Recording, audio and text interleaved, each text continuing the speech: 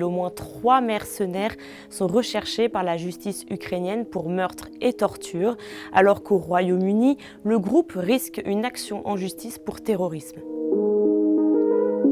Wagner, c'est une milice armée privée qui a été créée en 2014 dans le Donbass. À cette époque, une guerre oppose le gouvernement ukrainien aux séparatistes pro-russes soutenus par la Russie. Cette organisation paramilitaire a été créée par Evgeny Prigojine, un proche de Vladimir Poutine, pour soutenir l'action de Moscou sur le terrain.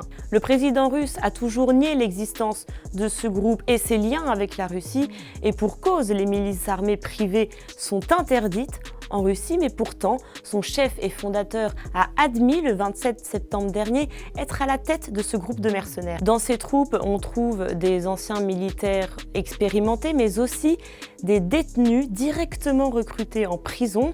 Selon la BBC, il serait environ 10 000 hommes en tout.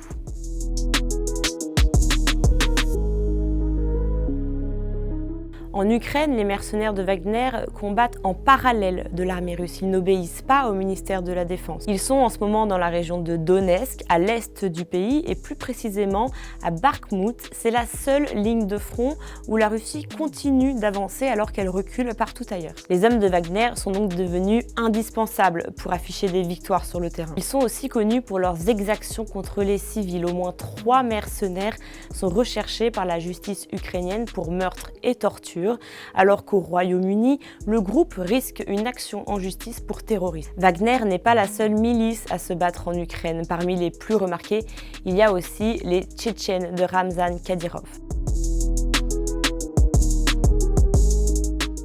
Ces victoires sur le terrain ont permis à Wagner et à Evgeny Prigojine de prendre de l'importance.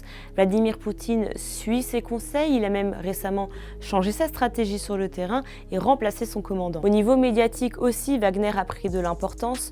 Selon une experte, le groupe est même devenu un mythe en Russie. Son chef se permet en plus de critiquer publiquement l'armée russe. Il n'y a pas qu'en Ukraine que ce bras armé privé permet à la Russie d'étendre son influence. On retrouve ces mercenaires et leurs crimes contre des civils en Syrie depuis 2015.